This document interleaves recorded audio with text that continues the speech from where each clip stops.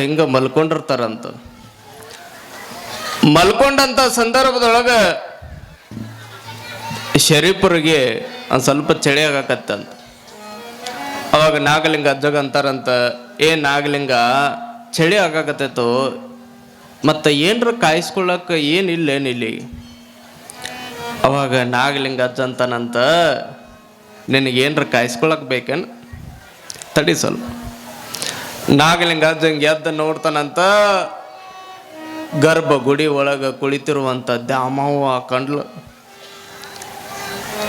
ದ್ಯಾಮವ್ವ ಕಲ್ಲಿಂದ ಇರಲಿಲ್ಲ, ಅದು ಕಟ್ಟಿಗೆದಿತ್ತು. ನಾಗಲಿಂಗ ಅಜ್ಜ ವಿಚಾರ ಮಾಡಿದ, ಈ ದ್ಯಾಮವ್ವನ ಬೆಂಕಿ ಒಳಗೆ ಹಾಕಿ ಕಾಯಿಸ್ಕೋಬೇಕು ಅನ್ಕೊಂಡವ. ಶರೀಫಿಗಂದ, ಅಲ್ಲಿ ಒಳಗೆ ಕಾಣಕತ್ತದ ನೋಡ ಗರ್ಭಗುಡಿ ಒಳಗೆ ಕಟ್ಟಿಗೆ ತಗೊಂಡು ಬಾದನು. ನಮ್ಗೆ ಎಷ್ಟು ವಿಚಿತ್ರ ಅನಿಸ್ಬೋದಲ್ಲ ನೋಡ್ರಿ. ಅವಾಗ ನಾಗಲಿಂಗ ಅಜ್ಜ ಒಳಗೆ ಹೋಗಿ ಆ ಗರ್ಭಗುಡಿ ಒಳಗಿರುವಂತ ಕಟ್ಟಿಗೆ ದ್ಯಾಮವ್ವನ ಹೊರಗೆ ತಗೊಂಡು ಬಂದ ಇಟ್ಟು ಅದಕ್ಕೊಂದು 2-4 ಹಾಳಿ ಇಟ್ಟು ಬೆಂಕಿ ಹಚ್ಚಿದ ನೋಡ್ರಿ. ಬೆಂಕಿ ಉರಿಯಾಕತ್ತ, ದಗ ಉರಿಯಾಕತ್ತ. ಶರೀಫ ನಾಗಲಿಂಗ ಅಜ್ಜ ಕಾಯಿಸ್ಕೊಳಕತ್ತಿದ್ರಂತ. ಒಬ್ಬ ವ್ಯಕ್ತಿ ನೋಡ್ತಾನ, ಒಳಗ ಗರ್ಭಗುಡಿ ಹಿಂಗ ಅದ, ಏನು ದ್ಯಾಮವ್ವನ ಮೂರ್ತಿ ಇತ್ತಲ್ಲ, ಅದು ಹಂಗೈತದ ಕಾಣಕತ್ತಿತ್ತು.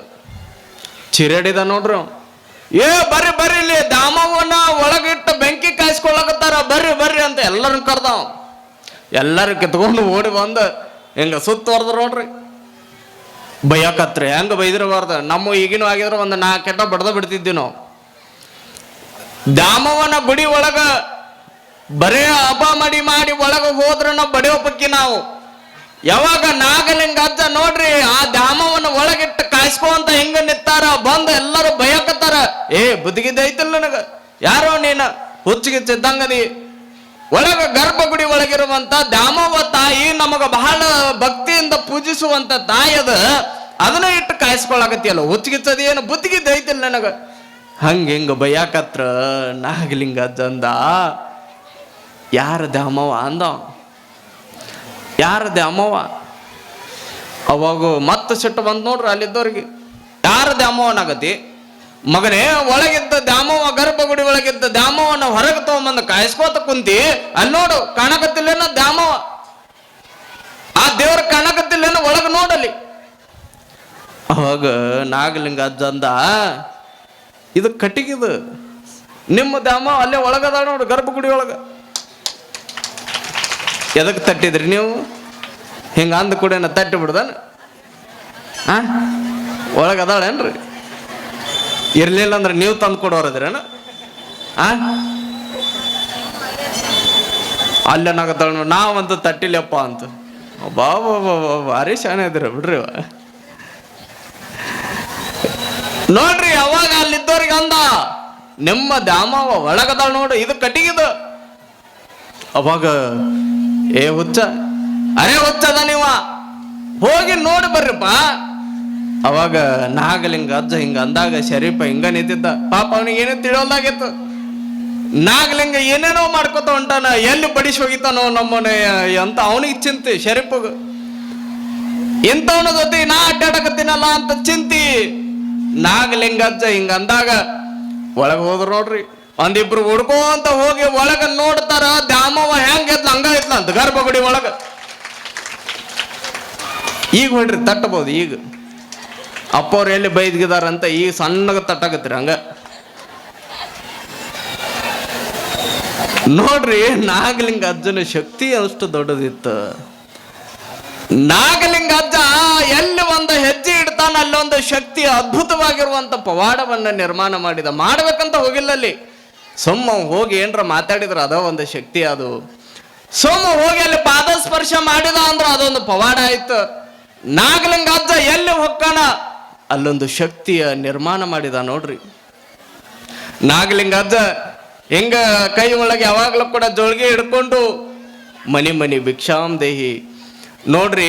ಅದ್ರೊಳಗೆ ಬಂದಿರುವಂತ ಏನು ರೊಟ್ಟಿ ಕಾಳು ಗೀಳು ಏನೇ ಇದ್ರು ಕೂಡ ನಾಗಲಿಂಗ ಅಜ್ಜ ಅದರಿಂದ ದಾನ ಧರ್ಮ ದಾಸೋಹಗಳನ್ನು ಮಾಡ್ತಿದ್ನಂತ. ತನ್ನೊಳಗ ತನ್ನ ಜೋಳಿಗೆ ಒಳಗ ಬಂದಿರುವಂತ ಆ ರೊಟ್ಟಿಯನ್ನ ಬಡವರಿಗೆ ದಾನ ಮಾಡ್ತಿದ್ನಂತ. ನಮ್ಮ ಈಗಿನ ಭಾಳ ಜಪುನಾಗ್ಯಾವು. ಹೊಟ್ಟೆ ಮನೆಗೆ ಯಾರ ಒಬ್ರು ಬೇಡಿ ಹಿಂಗ ತಟ್ಟೆ ಹಿಡ್ಕೊಂಡು ಬಂದ್ರು ಅಂದ್ರೆ ಈಗಿನ ಕಾಲದೊಳಗೆ ಮಠ ಮಧ್ಯಾಹ್ನದಾಗ ಕದ ಮುಚ್ಕೊಂಡು ಕೂಡುವಂಥವ್ರು ಭಾಳ ಜನ ಆಗ್ಯಾರ. ನೋಡ್ಬೇಕು, ಒಂದು ಇದು ಅರ್ಧ ರೊಟ್ಟಿನೂ ಕೊಡಂಗಿಲ್ಲ ಮನೆ ಒಳಗೆ ಇದ್ದಿದ್ದು. ಅದ್ರಾಗ ಯಾರ ಒಬ್ರು ನೀಡಾಕ ಬಂದ್ರ ಅನ್ನಕತ್ತಿರ್ತಾರೆ, ಅವನಿಗೆ ನೀಡಿ ಏನು ಮಾಡ್ತೀವಿ ಬಿಡು, ಕೊಡಬೇಕ್ರಿ ಅವ, ಕೊಟ್ರ ಕೈ ಸವಿಯೋದಿಲ್ಲ. ಇನ್ನೂ ಕೈ ಬಹಳ ಚಲೋ ಶೃಂಗಾರಗೊಳ್ತಾವ ನೋಡ್ರಿ. ಕೊನೆ ಒಂದ ಮಾತು ಹೇಳಿ ನನ್ನ ಮಾತುಗಳಿಗೆ ವಿರಾಮ ನೀಡ್ತೇನೆ. ನಾವೆಲ್ಲ ಈ ಊರೊಳಗೆ ಒಬ್ಬ ಸಾವುಕಾರ ಅಂತ ಇದ್ನಂತ, ಸಂಗಮ ದೇವಯ್ಯ. ಬಸವಾದಿ ಶರಣರು ಅದ್ಭುತವಾಗಿರುವಂತ ಕೇವಲ ಒಂದು 4 ಸಾಲಿನ ಮಾತುಗಳನ್ನು ಹೇಳ್ತಾರ ಅವರು. ಶರಣರ ಮಾತುಗಳು ನಾಡಿಗೆ ವಚನಗಳಾದವು. ನೀವು ಬಹಳ ಜನ ಕೇಳಾಕತ್ತಿರ್ತೀರಿ, ಅಪ್ಪ ಅವ್ರ ಮಾತಂದ್ರ ವಚನ ಅಲ್ರಿ, ವಚನ ಅಂದ್ರ ಮಾತಲ್ರಿ, ಅದಂಗ ಮಾತು ಮತ್ತು ವಚನಕ್ಕೆ ಡಿಫ್ರೆಂಟ್ ರೀ ಅಂತ ಕೇಳಾಕತ್ತಿರ್ತೀರಿ. ಒಂದು ಕಡೆ ಹೇಳ್ತಾರ ನೋಡ್ರಿ, ಯಾವ್ದು ಮಾತಲ್ಲಲ್ಲ ಅದು ವಚನ ಅಂತ ಹೇಳ್ತಾರ. ನೀವು ಅನ್ನಕತ್ತಿರ್ತೀರ ನೋಡ್ರಿ, ನಿಮಗೆ ತಿಳಿಯುವಂಗೆ ಹೇಳ್ಬೇಕಂದ್ರ, ಮಾತಾಡಿದ ಸಾಕು ಮಾರೆ ವಚನ ಕೊಡು ಮೊದಲು ಅಂತೀರಿ ನೀವು. ಮಾತಾಡಿದ ಸಾಕು ಮೊದಲು ವಚನ ಕೊಡು. ವಚನಕ್ಕೆ ಬಹಳ ದೊಡ್ಡದಾಗಿರುವಂತ ಕಿಮ್ಮತ್ತನ್ನ ನಮ್ಮ ಶರಣರು ಕಟ್ಟಿಕೊಟ್ರು. ಅವ್ರು ಹೇಳ್ತಾರ ನೋಡ್ರಿ, ಕೇವಲ 4 ಸಾಲಿನ ಮಾತಿನೊಳಗ, ದಯವಿಲ್ಲದ ಧರ್ಮ ಅದಾವುದಯ್ಯ, ದಯವಿರಬೇಕು ಸಕಲ ಪ್ರಾಣಿಗಳೆಲ್ಲರಲ್ಲಿ.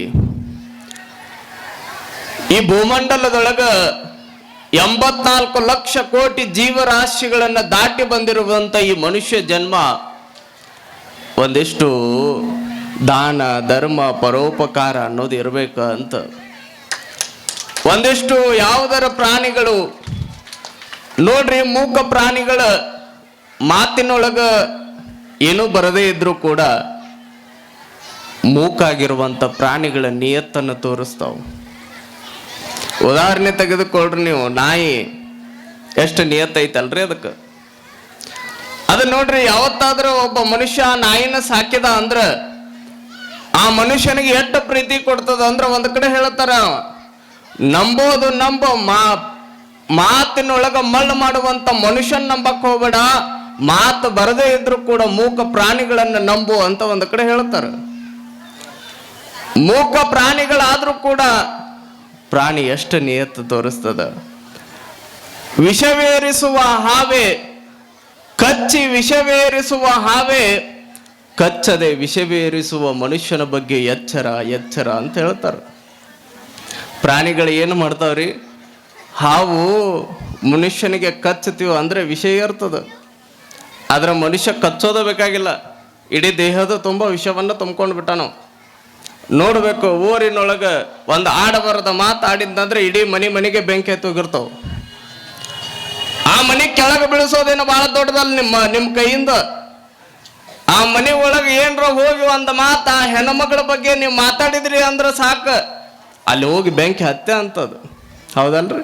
ಭಾಳ ಈಜಿ ಐತಲ್ಲ, ಕಡ್ಡಿ ಪಟ್ಟಣ ಗೆರೆಯೋದ ಬೇಕಾಗಿಲ್ಲ, ಹಂಗ ಬೆಂಕಿ ಹಚ್ಚಬಹುದು. ನೋಡ್ರಿ, ಬಹಳ ಜನ ಕಡ್ಡಿ ಪಟ್ಟಣ ಗೆರದ ಕಡ್ಡಿ ಪಟ್ಟಣದಿಂದ ಬೆಂಕಿ ಹಚ್ಚೋರು ಬಹಳ ಜನ ಅದಾರ. ಕಡ್ಡಿ ಪಟ್ಟಣ ಇಲ್ಲಾರ್ದ ಬೆಂಕಿ ಹಚ್ಚಬಹುದು ನಾವು. ಎಷ್ಟು ಈಜಿ ಸೂತ್ರ ಹೇಳಿಕೊಟ್ರಿ ಅಲ್ರಿ ಅಪ್ಪರು ಅಂತೀರೇನ್ರಿ? ನೋಡ್ರಿ, ಮನುಷ್ಯ ನಿನ್ನೆ ದಿನ ಹೇಳಿದೆ, ಮಾತಿನೊಳಗ ಮಳ್ಳು ಮಾಡ್ತಾನ, ಮಾತಿನೊಳಗ ಮುತ್ತಿನಂತ ಮಾತುಗಳನ್ನ ನೀಡ್ತಾನ, ಮಾತಿನೊಳಗ ಪ್ರಮಾಣಗಳನ್ನ ಮಾಡ್ತಾನ. ಬರೇ ಮಾತಾಗೆ ಉಳಿತಾವ, ಕ್ರಿಯೆ ಒಳಗಂತೂ ಇಲ್ವೇ ಇಲ್ಲ. ಸಿದ್ದೇಶ್ವರಪ್ಪಗಳು ಎಷ್ಟು ಅದ್ಭುತ ಮಾತು ಹೇಳಿದ್ರಿ. ಎಲ್ಲ ಮಾತಾಡಿ ಮುಗಿದು ಹೋಗೈತಿ. ಈಗ ಬರೀ ಏನಿದ್ರು ಆಚರಣೆ ಒಳಗೆ ತರೋದು ಅಟ್ಟ ಉಳಿದತ್ತ ಅಂತ ಹೇಳಿದ್ರು ಅವ್ರು. ಹೌದಲ್ರಿ? ನೋಡ್ರಿ, ಅಂತ ನೆಲದೊಳಗೆ ನಾವೆಲ್ಲರೂ ಕೂಡ ಬದುಕಾಕತ್ತೀವಿ. ಮನುಷ್ಯ ಇಡೀ ದೇಹದ ತುಂಬ ವಿಷವನ್ನ ತುಂಬಿಕೊಂಡಾನ. ನೋಡ್ರಿ, ಒಬ್ಬ ತಾಯಿ ಒಂದು ಹಾಲು ಲೋಟವನ್ನು ಹಿಡ್ಕೊಂಡು ಒಂದು ಮಗನಿಗೆ ಹಾಲು ಕುಡಿಸುವಂತ ಸಂದರ್ಭದೊಳಗ ಅದ್ರೊಳಗೆ ಇದ್ದಕ್ಕಿದ್ದಂಗ ಮ್ಯಾಲಿನಿಂದ ಹರ್ಕೊಂಡು ಬಂದು ಒಂದ ನೊಣ ಅದ್ರೊಳಗೆ ಬಿದ್ದು ಬಿಡುತ್ತೆ ಅಂದ್ರ ತಾಯಿ ಆ ಹಾಲನ್ನು ಕುಡಿಸ್ತಾಳೇನ್ರಿ? ಇಲ್ಲ. ಯಾಕ? ಅದು ವಿಷ ಐತ. ನೊಣ ಬಿದ್ರ ವಿಷ ಆಗತ್ತಂತ ತಾಯಿ ಆ ಹಾಲನ್ನು ಒಯ್ದು ಎಲ್ರು ಚೆಲ್ಲಿ ಬರ್ತಾಳಕಿ. ಆ ನೊಣ ಕೆಳಗೆ ಬಿತ್ತು ಅಂದ್ರ ಅದನ್ನ ಯಾರು ತಿಂತದ? ಯಾವ ಪ್ರಾಣಿ ತಿನ್ನುತ್ತದನ? ನೊಣ ತಿನ್ನೋ ಪ್ರಾಣಿ ಯಾವುದು? ಹಲ್ಲಿ. ಹಲ್ಲಿ ತಿಂತದಲ್ರಿ. ಹುಳ ಗಿಳ ಏನ್ರ ಬಿದ್ರೆ ಹಿಡ್ಕೊಂಡು ಹೋಗ್ಬಿಡ್ತದ ನೋಡಿ ನಿಮ್ಮ ಮನ್ಯಾಗ. ಜಾಸ್ತಿ ಲೈಟಿಗೆ ಟ್ಯೂಬ್ಲೈಟಿಗೆ ಹುಳ ಅದು ಅಂದ್ರ ಬಂದು ಹಿಡ್ಕೊಂಡು ಎಲ್ಲ ತಿನ್ಕೋದು ಹೊಂಟಿರ್ತದ ನೋಡು ಹಲ್ಲಿ. ನೊಣ ಬಹಳ ವಿಷ ಅಂತೀವಿ. ನೊಣವನ್ನ ತಿಂದು ಬದುಕುವಂತ ಹಲ್ಲಿ. ಹಲ್ಲಿ ಬಹಳ ವಿಷ ಅಂತೀವಿ. ಹಲ್ಲಿನ ತಿಂದು ಯಾವ್ದು ಬದುಕತ್ತ? ಏ ಹುಡುಗರೇ, ಬಡ ಬಡ ಉತ್ತರ ಕೊಡ್ರಿ. ಯಾವ್ದು? ಹಲ್ಲಿನ ಯಾವ್ದು ತಿಂತದ? ಬೆಕ್ಕ. ನೋಡ್ರಿ, ಹಲ್ಲಿನ ತಿಂದು ಬದುಕುವಂತ ಏನ್ರಿ? ಬೆಕ್ಕ. ಇಲ್ಲಿ ಹುಲಿ. ಹುಲಿ ಅಂತ ನೋಡ್ರಿ. ಹುಲಿ ನಿಮ್ಮ ಮನ್ಯಾಗ ಬಂದು ಯಾವಾಗ ಹೋಗಿತ್ತ ಇವ?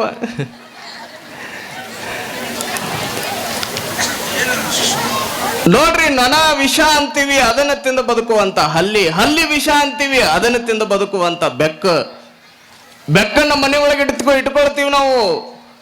ನೋಡ್ರಿ, ಒಂದೊಂದು ಟೈಮ್ ಬೆಕ್ಕ ಬಹಳ ನಿಯತ್ತಿನ ಪ್ರಾಣಿ. ನಾಯಿನೂ ಕೂಡ ನಿಯತ್ತಿನ ಪ್ರಾಣಿ. ಬೆಕ್ಕ ಎಲ್ಲಿ ಇಟ್ಕೋತೀವಿ ನಾವು? ಮನೆ ಒಳಗೆ ಇಟ್ಕೊಳ್ತೀವಿ. ಅದು ಏನು ಮಾಡ್ತದ? ಕದ್ದು ಹಾಲು ಕುಡಿತದಲ್ಲ. ಅದ ನಾಯಿ ಒಂದು ದಿನ ಕದ್ದು ಹಾಲು ಕುಡ್ದಿದ್ದಿಲ್ಲ. ಇಲ್ಲ ಅದು ಇತಿಹಾಸದೊಳಗ. ಮನುಷ್ಯ ಎಟ್ಟ ನಿಯತ್ ಕಲಿಸಿರ್ತಾನ ಅಟ್ಟ ನಿಯತ್ತಿಗೆ ಅರ್ಹ ಆಗಿ ಮನೆ ಮುಂದೆ ಕಾಯ್ಕೊಂತ ಕೂಡುವಂಥದ್ದು ಯಾವುದು ಅಂದ್ರೆ ನಾಯಿ ಅದ. ಆದ್ರೆ ನಾಯಿನ ಹೊರಗಿಡ್ತೀವಿ ನಾವು. ಮನೆ ಹೊರಗೆ ಕಟ್ಟತೀವಿ. ಬೆಕ್ಕನ ಎಲ್ಲಿ ಬಿಟ್ಕೊಳ್ತೀವಿ? ಮನೆ ಒಳಗೆ ಬಿಟ್ಕೊಳ್ತೀವಿ. ನೋಡ್ರಿ, ಒಂದೊಂದು ಟೈಮ್ ಹಿಂಗ ಬೆಕ್ಕ ಅಡ್ಡ ಹೊಂಟಿತು ಅಂದ್ರ, ಬೆಕ್ಕ ಹಿಂಗ ಅಡ್ಡ ಬಂತು ಅಂದ್ರ ನಾವು ಅನ್ನಾಕತ್ತಿರ್ತೀವಿ ನೋಡ್ರಿ, ಬೆಕ್ಕ ಅಡ್ಡ ಬಂತ್ರಿ, ಇವತ್ತೇನ್ರ ಒಂದು ಅಡ್ಡಗಾಲ ಐತಾಯ್ತು, ಇವತ್ತೇನ್ರ ಅಪಘಾತ ಐತಾಯ್ತು, ಇವತ್ತು ಏನು ಕಾದಿದೋ ಯಾರಿಗ ಗೊತ್ತು ಅನ್ನಕತ್ತಿರ್ತೀವಿ ನಾವು. ನೋಡ್ರಿ, ನಿಜವಾದ ಬೆಕ್ಕ ಅಡ್ಡ ಬಂದ್ರ ಅದು ಸಮಸ್ಯೆ ಆಗೋದಿಲ್ಲ ನಮಗ. ಈ ಅಡ್ಡ ಉದ್ದ ಮಾತಾಡೋ ಜನ ಇರ್ತಾವ ನೋಡ್ರಿ, ಇವು ಅಡ್ಡ ಬಂದು ಅಂದ್ರೆ ನಮಗ್ ಸಮಸ್ಯೆ ಆಕ್ಕೋ ಜೀವನದೊಳಗ. ನೋಡ್ರಿ, ಯಾವಾಗ ಆ ಹಲ್ಲಿಯನ್ನ ತಿಂದು ಬದುಕುವಂಥದ್ದು ಹಾವು. ಆ ಹಾವುನ ಒಂದು ತಿಂದು ಬದುಕತ್ ಯಾವ್ದ್ರಿ? ಯಾವ್ದು? ಬೆಳಗ್ಗೆ 4 ಗಂಟೆ ಆದ ಕೂಡ ಒದರ್ತದ ನೋಡ್ರಿ. ಕೋಳಿ. ಹೌದಲ್ರಿ? ಹಾವು ಬಾಳ ವಿಷ. ಒಬ್ರಿಗೆ ಯಾರಿಗಾದ್ರೂ ಕಚ್ಚುತ್ತ ಅಂದ್ರ ಬದುಕೋದೇ ಇಲ್ಲ, ಅಟ್ಟು ವಿಷ ಅದು ಹಾವು. ಅದನ್ನ ಹಾವು ತಿಂದು ಬದುಕುವಂಥದ್ದು ಯಾವ್ದು ಅಂದ್ರೆ ಕೋಳಿ. ಕೋಳಿ ಬಹಳ ವಿಷ. ಮತ್ತು ಹಾವನ್ನ ತಿಂದು ಬದುಕತ್ತಂದ್ರ ಕೋಳಿ ವಿಷ ಇರ್ಲಾರ್ದ ಇರ್ತದೇನ್ರಿ? ನನಗೆ ಇಲ್ಲೇ ಐತಿ ನೋಡ್ರಿ ಪ್ರಶ್ನೆ. ಕೋಳಿನ ತಿಂದು ಯಾವ್ದು ಬದುಕತ್ರಿ? ಹೇಳೋದ ಬೇಕಾಗಿಲ್ಲ. ಈ ಲಾಸ್ಟ್ ಉತ್ತರ ನೀವೇ ಹೇಳ್ತೀರಿ. ನೀವು ಎಷ್ಟು ವಿಷ ಪ್ರಾಣಿ ಇರ್ಬೋದ್ರಿ, ಲೆಕ್ಕ ಹಾಕ್ರಿ ನೀವು. ದಯವಿಲ್ಲದ ಧರ್ಮ ಅದಾವುದಯ್ಯ, ದಯವಿರಬೇಕು ಸಕಲ ಪ್ರಾಣಿಗಳೆಲ್ಲರಲ್ಲಿ, ದಯವೇ ಧರ್ಮದ ಮೂಲವಯ್ಯ ಅಂತ ನಮ್ಮ ಶರಣರು ಹೇಳಿದ್ರು. ಅರವಿನ ಜನ್ಮ ತಾನೇ ಇದ್ದು